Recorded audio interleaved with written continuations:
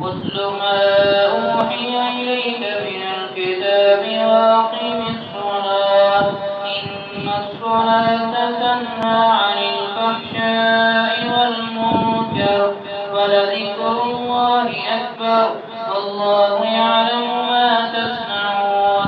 ولا تجادلوا أهل الكتاب إلا بالتي هي أحسن إلا الذين ظلموا منهم وقولوا آمنا بالذي أنزل إلينا وأنزل إليكم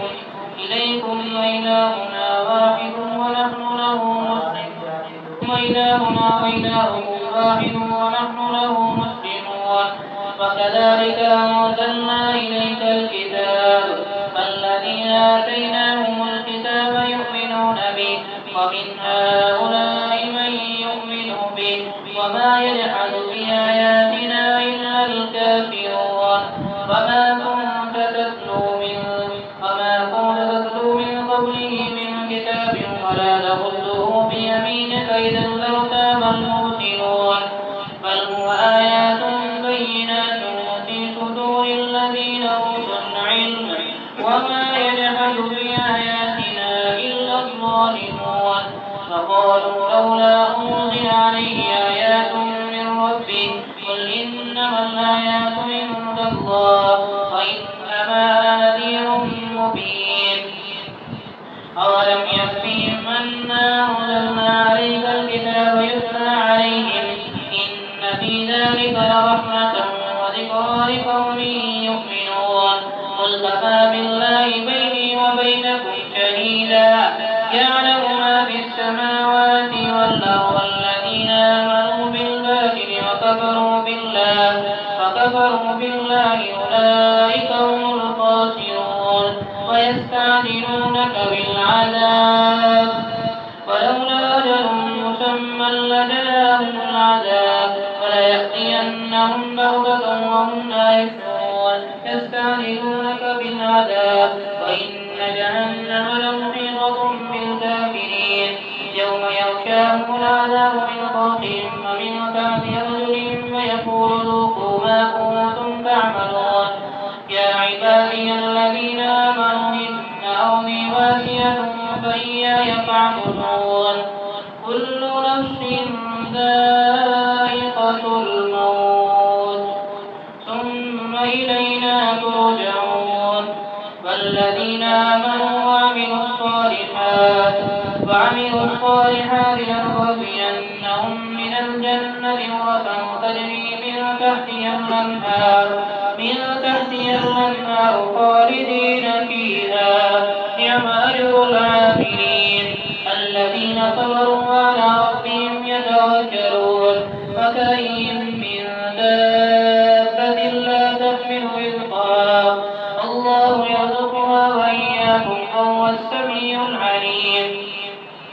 ولئن سألتهم من خلق السماوات والأرض وسخر الشمس والقمر يقولن الله فأنى يؤفكون الله يبسط الرزق لمن يشاء من عباده ويقدر له إن الله بكل شيء عليم ولئن سألتهم من نزل من السماء ماء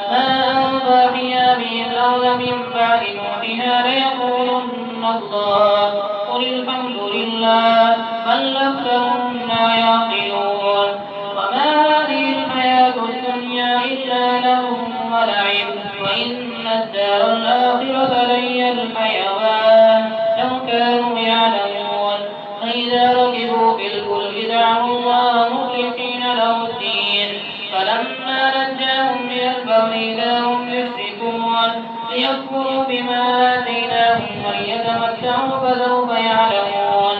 أولم يروا أنا جعلنا حرما آمنا ويتخطف الناس من حولهم أفبالباطل يؤمنون وبنعمة الله يكفرون ومن أظلم ممن افترى على الله كذبا أو كذب بالحق لما جاءه أليس في جهنم مثوى للكافرين والذين جاهدوا فينا لنهدينهم سبلنا وإن الله لمع المحسنين الله الرحمن الرحيم ألف لام ميم غلبت الروم في أدنى الأرض وهم من بعد غلبهم سيغلبون في بضع سنين لله الأمر من قبل ومن بعد ويومئذ يفرح المؤمنون بنصر الله ينصر من يشاء وهو العزيز الرحيم وعد الله لا يخلف الله وعده ولكن أكثر الناس لا يعلمون ظاهرا من الحياة الدنيا وهم عن الآخرة هم غافلون أولم يتفكروا في أنفسهم ما خلق الله السماوات والأرض وما بينهما إلا بالحق وأجل مسمى فإن كثيرا من الناس بلقاء ربهم لكافرون أولم يسيروا في الأرض فينظروا كيف كان عاقبة الذين من قبلهم كانوا أشد منهم قوة وأهلوا الأرض وعمروها أكثر مما عمروها وجاءتهم رسلهم بالبينات فما كان الله ليظلمهم ولكن كانوا أنفسهم يظلمون ثم كان عاقبة الذين أساءوا أن كذبوا بآيات الله وكانوا بها يستهزئون الله يبدأ الخلق ثم يعيده ثم إليه ترجعون ويوم تقوم الساعة يبرز المجرمون ولم يكن لهم من شركائهم شفعاء وكانوا بشركائهم كافرين ويوم تقوم الساعة يومئذ يتفرقون فأما الذين آمنوا وعملوا الصالحات فهم في روضة يحبرون وأما الذين كفروا وكذبوا بآياتنا ولقاء الآخرة فأولئك في العذاب محضرون فسبحان الله حين تمسون وحين تصبحون وله الحمد في السماوات والأرض وعشيا وحين تظهرون يخرج الحي من الميت ويخرج الميت من الحي ويحيي الأرض بعد موتها وكذلك تخرجون ومن آياته خلقكم من أنفسكم أزواجا الحي من الميت ويخرج الميت من الحي ويحيي الأرض بعد موتها وكذلك تخرجون ومن آياته أن خلقكم من أنفسكم من تراب ثم إذا أنتم بشر تنتشرون ومن آياته أن خلق لكم من أنفسكم أزواجا لتسكنوا إليها وجعل بينكم مودة ورحمة إن في ذلك آيات لقوم يتفكرون ومن آياته خلق السماوات والأرض واختلاف ألسنتكم وألوانكم إن في ذلك لآيات للعالمين ومن آياته منامكم بالليل والنهار وابتغاؤكم من فضله إن في ذلك لآيات لقوم يسمعون ومن آياته يريكم البرق خوفا وطمعا وينزل من السماء ماء فيحيي به الأرض بعد موتها إن في ذلك لآيات لقوم يعقلون ومن آياته ينزل السماء والأرض بأمره ثم إذا دعاكم دعوة من الأرض إذا أنتم تخرجون وله من في السماوات والأرض كل له قانتون وهو الذي يبدأ الخلق ثم يعيده وهو أهون عليه وله المثل الأعلى في السماوات والأرض وهو العزيز الحكيم ضرب لكم مثلا من أنفسكم هل لكم مما ملكت أيمانكم من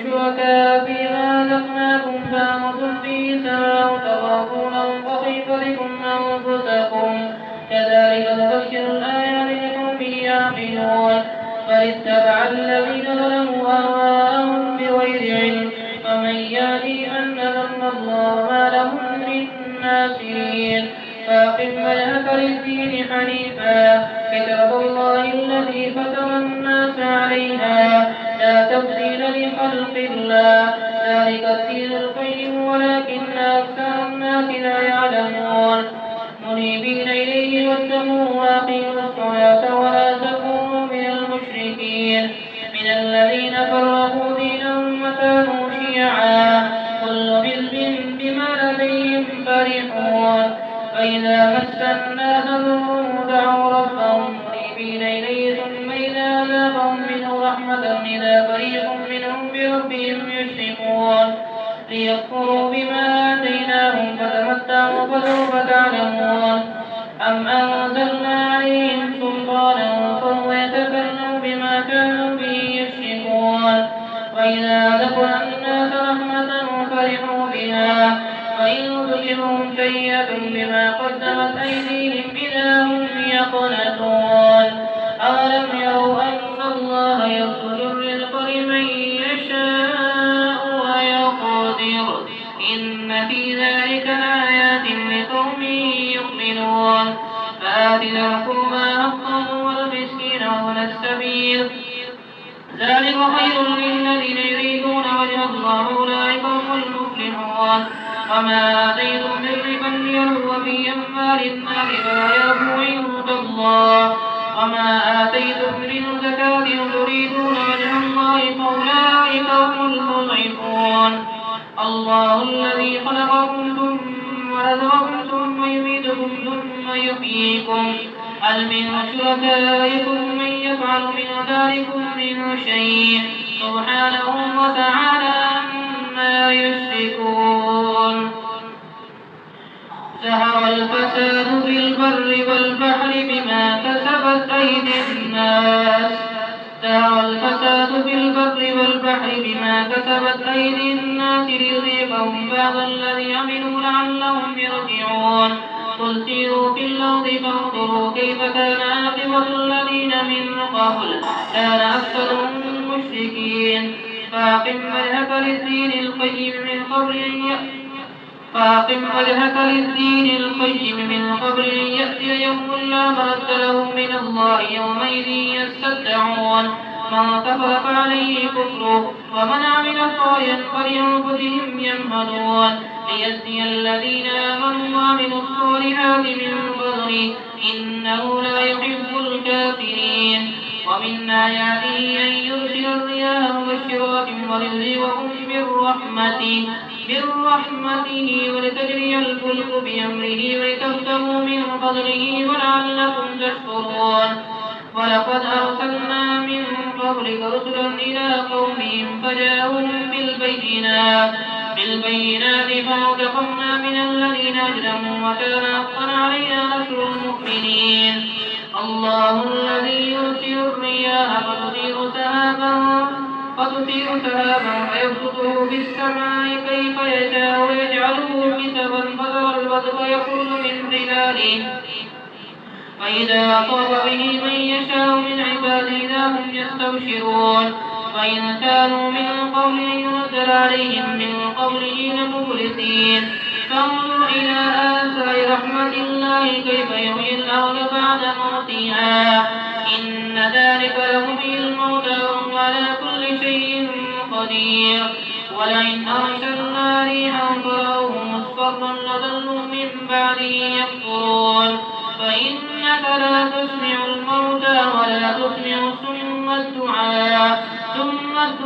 إذا ولوا مدبرين وما أنت بهاد العمي عن ضلالتهم إن تسمع إلا من يؤمن بآياتنا فهم مسلمون الله الذي خلقكم من ضعف ثم جعل من بعد ضعف قوة ثم ينفر قوة ضعفا وشيبا يخلق ما يشاء وهو العليم القدير ويوم تقوم الساعة يقسم المجرمون ما لبثوا غير ساعة كذلك كانوا يؤفكون فقال الذين أوتوا العلم والإيمان قد لبثتم في كتاب الله إلى يوم البعث فهذا يوم البعث ولكنكم كنتم لا تعلمون فيومئذ لا ينفع الذين ظلموا معذرتهم ولا هم يستعجلون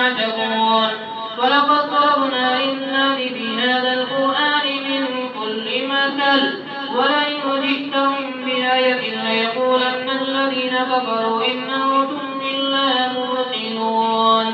ولئن سألتهم من خلق كذلك يطبع الله على قلوب الذين لا يعلمون فاصبر إن وعد الله حق ولا يستخفنك الذين لا يوقنون. بسم الله الرحمن الرحيم. ألف لام ميم. تلك آيات الكتاب الحكيم هدى ورحمة للمحسنين الذين يقيمون الصلاة ويؤتون الزكاة وهم بالآخرة هم يوقنون أولئك على هدى من ربهم وأولئك هم المفلحون. ومن الناس من يشري لهو الحديث ليضل أولئك هم المفلحون. ومن الناس من يشتري لهو الحديث ليضل عن سبيل الله بغير علم ويتخذها هزوا أولئك لهم عذاب مهين. وإذا تتلى عليه آياتنا ولى مستكبرا كأن لم يسمعها كأن في أذنيه وقرا فبشره بعذاب أليم. إن الذين آمنوا وعملوا الصالحات لهم جنات النعيم خالدين فيها وعد الله حقا وهو العزيز الحكيم. خلق السماوات بغير عمل ترونها وألقى في الأرض رواسي أو تبيت بكم وبث فيها من كل دابة وأنزلنا من السماء ماء فأنبتنا فيها من كل زوج كريم. هذا خلق الله فأروني ماذا خلق الذين من دونه بل الظالمون في ضلال مبين. ولقد آتينا لقمان الحكمة أن اشكر لله ومن يشكر فإنما يشكر لنفسه ومن كفر فإن الله غني حميد. وإذ قال لقمان لابنه وهو يعظه يا بني لا تشرك بالله إن الشرك لظلم عظيم. ووصينا الإنسان بوالديه حملته أمه وهنا على وهن وفصاله في عامين أن اشكر لي ولوالديك إلي المصير. وإن جاهداك لتشرك بي ما ليس لك به علم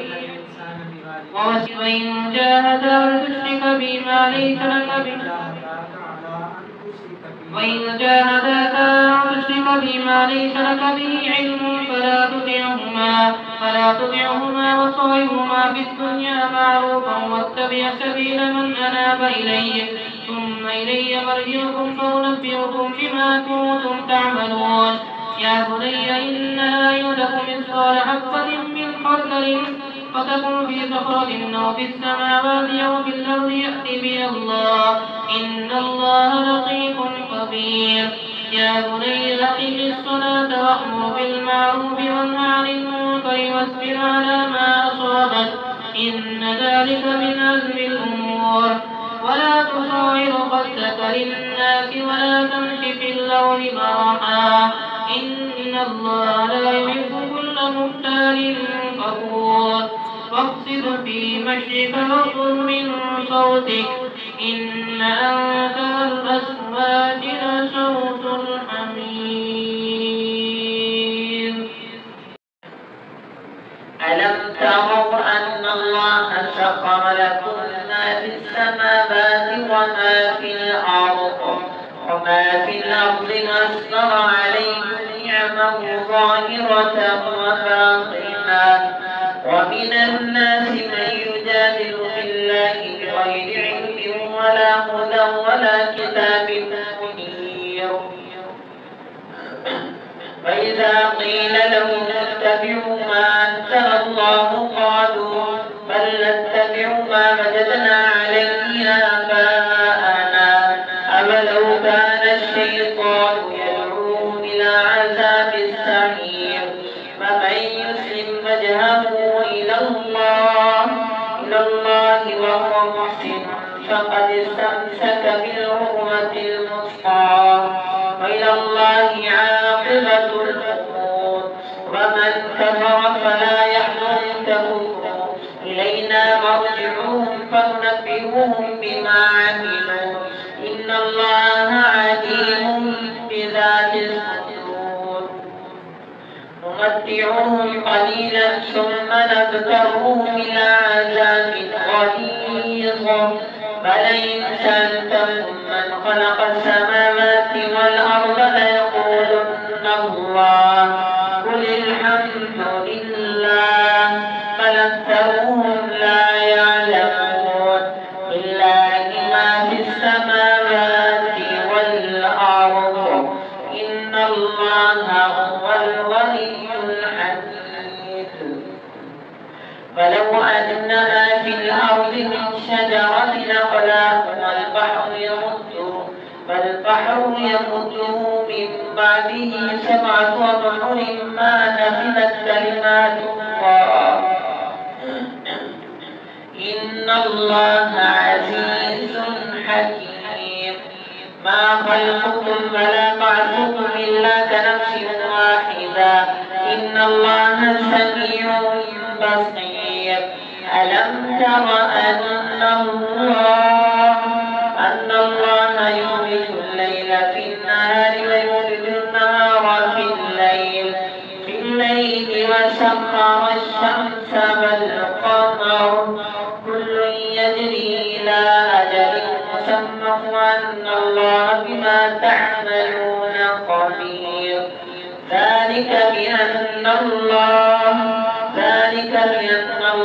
هو الحق وأن ما يدعون من دونه الباطل وأن الله هو العلي الكبير. ألم تر أن الفلك تجري في البحر بنعمة الله ليريكم من آياته، إن في ذلك لآيات لكل صبار شكور. وإذا غشيهم موج كالظلل دعوا الله مخلصين له الدين، فلما نجاهم إلى البر فمنهم مقتصد، وما يجحد بآياتنا إلا كل ختار كفور. يا أيها الناس اتقوا ربكم واخشوا يوما لا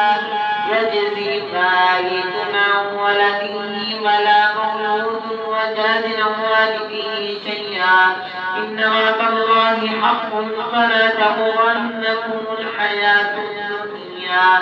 ولا يغرنكم بالله الغرور. إن الله عنده علم الساعة وينزل الغيث ويعلم ما في الأرحام، وما تدري نفس ماذا تكسب غدا، وما تدري نفس بأي أرض تموت، إن الله عليم خبير.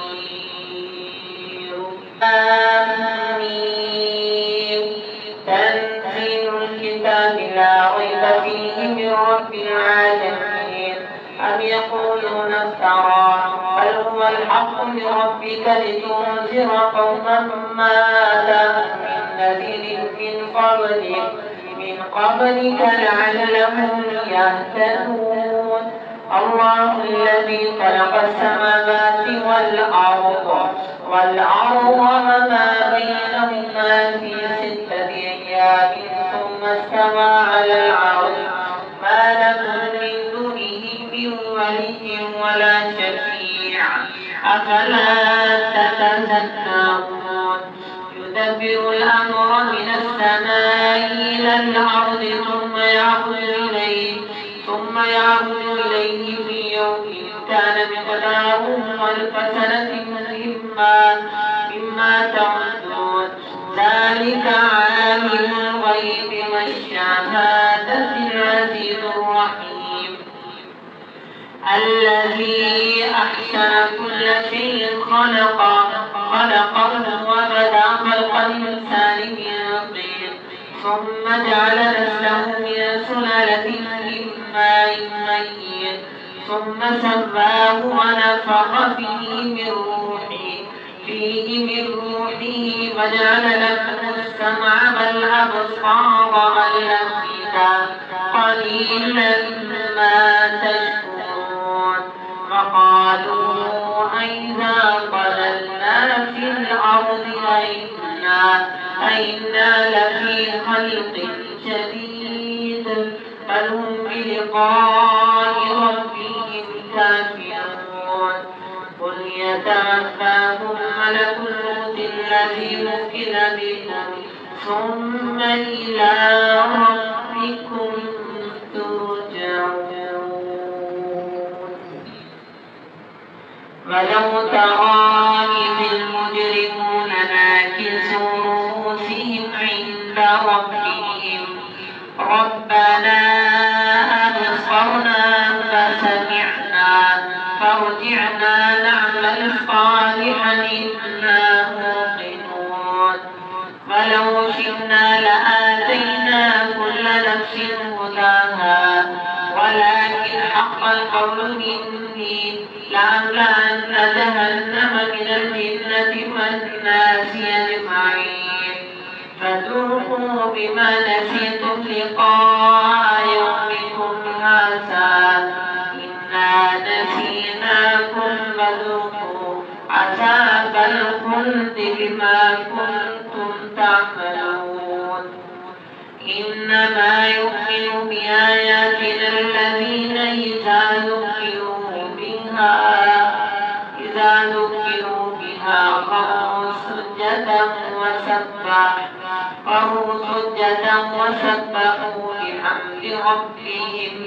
وسبحوا بحمد ربهم وهم لا يستكبرون. تتجافى جنوبهم عن المضاجع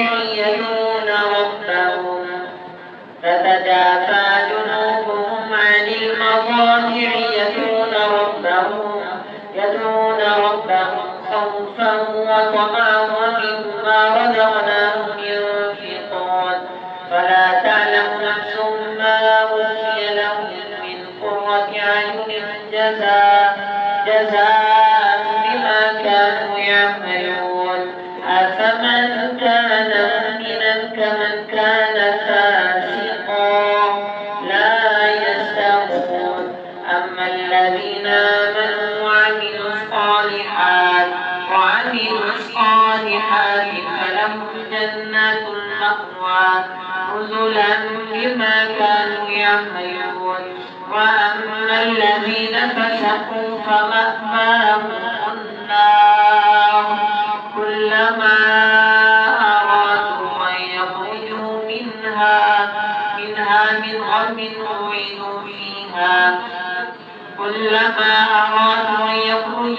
أعيدوا فيها فقيل لهم ذوقوا عذاب النار الذي كنتم به تكذبون. ولنذيقنهم من العذاب الأدنى دون العذاب الأكبر لعلهم يرجعون. ومن أظلم ممن ذكر بآيات ربه فأعرض عنها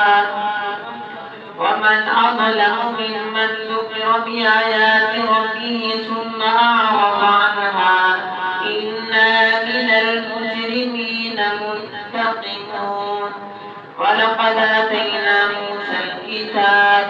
موسى الكتاب فلا تكن في مرية من لقائه وجعلناه هدى لبني إسرائيل وجعلنا منهم أئمة يهدون بأمرنا لما صبروا وكانوا بآياتنا يوقنون. إن ربك هو يفصل بينهم يوم القيامة فيما كانوا فيه يختلفون.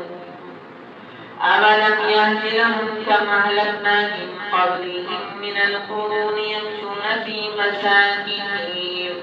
إن في ذلك لآيات أفلا يسمعون أولم يروا أنا نسوق الماء إلى الأرض الجرز فنخرج به زرعا تأكل منه أنعامهم وأنفسهم أفلا يبصرون ويقولون متى هذا الفتح إن كنتم صادقين قل يوم الفتح لا ينفع الذين كفروا إيمانهم فلا هم ينظرون فأعرض عنهم وانتظر إنهم منتظرون. بسم الله الرحمن الرحيم. يا أيها النبي اتق الله ولا تطع الكافرين والمنافقين إن الله كان عليما حكيما فاتبع ما يوحى إليك من ربك إن الله كان بما تعملون خبيرا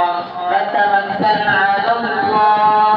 وكفى بالله وكيلا. ما جعل الله برجل من قلبين في جوفه وما جعل أزواجكم اللائي تظاهرون منهن أمهاتكم وما جعل أدعياءكم أبناءكم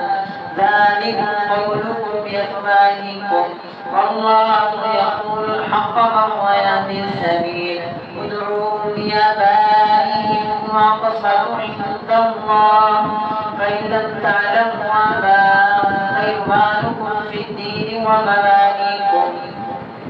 فليس عليكم جناح فيما أخطأتم به ولكن ما تعمدت قلوبكم وكان الله غفورا رحيما. النبي أولى بالمؤمنين من أنفسهم أزواجهم أمهاتهم وأولو الأرحام بعضهم أولى ببعض في كتاب الله من المؤمنين رجال صدقوا ما عاهدوا الله من المؤمنين ليزدادوا إيمانا بالله من المؤمنين والمهاجرين إلا أن تفعلوا إلى أوليائكم معروفا كان ذلك في الكتاب مسطورا. فإذا أخذنا من النبيين ميثاقهم فمنك ومن نوح وإبراهيم وموسى وعيسى ابن مريم وأخذنا منهم ميثاقا غليظا ليسأل الصادقين عن صدقهم ما أعد للكافرين عذابا أليما. يا أيها الذين آمنوا اذكروا نعمة الله عليكم إذ جاءتكم جنود فأرسلنا عليهم ريحا وجنودا لم تروها وكان الله بما تعملون بصيرا. إذ جاءوكم من فوقكم ومن أسفل منكم فإذ زاغت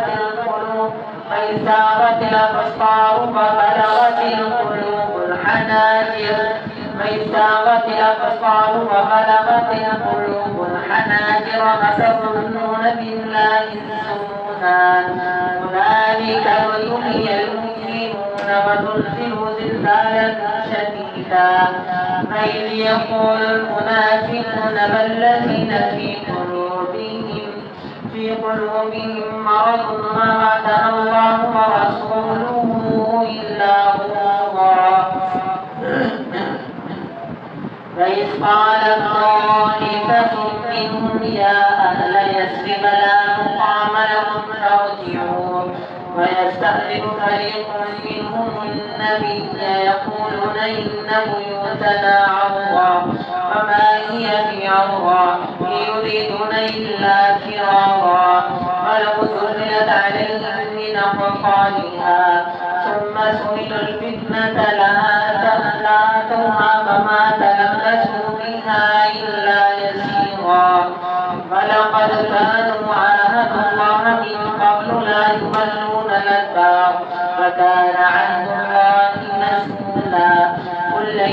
ينفعكم الفرار إن فررتم من الموت بالقتل إذا لا تمتعون إلا قليلا. قل من ذا الذي يعصمكم من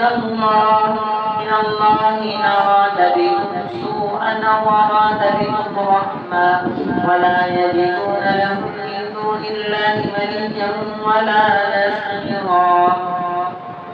قد يعلم الله المعوقين منكم والقائلين لإخوانهم هلم إلينا ولا يأتون البأس إلا قليلا أشحة عليكم فإذا جاء الخوف رأيتهم ينظرون إليك تدور أعينهم كالذي يغشى عليه من الموت فإذا ذهب الخوف سلقوكم بألسنة حداد أشحة على الخير أولئك لم يؤمنوا فأحبط الله أعمالهم وكان ذلك على الله يسيرا. يحسبون الأحزاب لم يذهبوا من يأتي الأحزاب يردوا لو أنهم باتون في الأعراف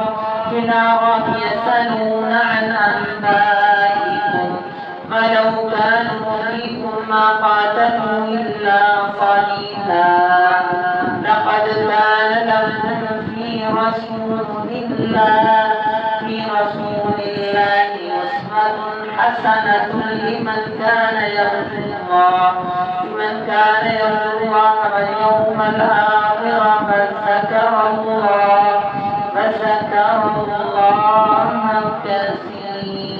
كثيرا.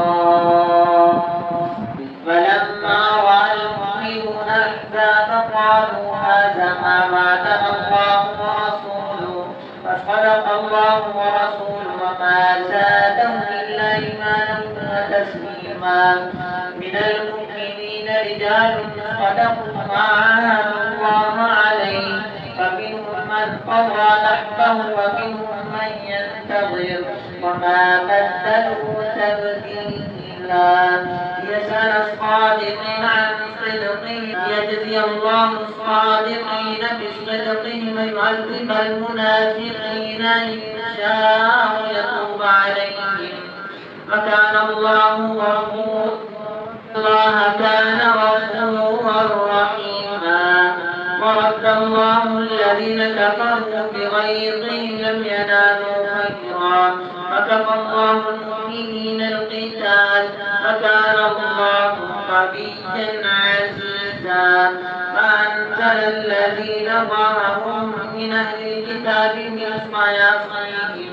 فقذف في قلوبهم الرعب فريقا تقتلون وتأسرون فريقا فأورثكم أرضهم وديارهم وأموالهم أرضا لم تطئوها وكان الله على كل شيء قديرا. يا أيها النبي قل لأزواجك إن كنتن تردن الحياة الدنيا وزينتها فتعالين أمتعكن وأسرحكن سراحا جميلا. فإن كنتن تردن الله ورسوله والدار الآخرة أعد للمحسنات منكن. يا نساء النبي من يأت منكن بفاحشة مبينة يضاعف لها العذاب ضعفين وكان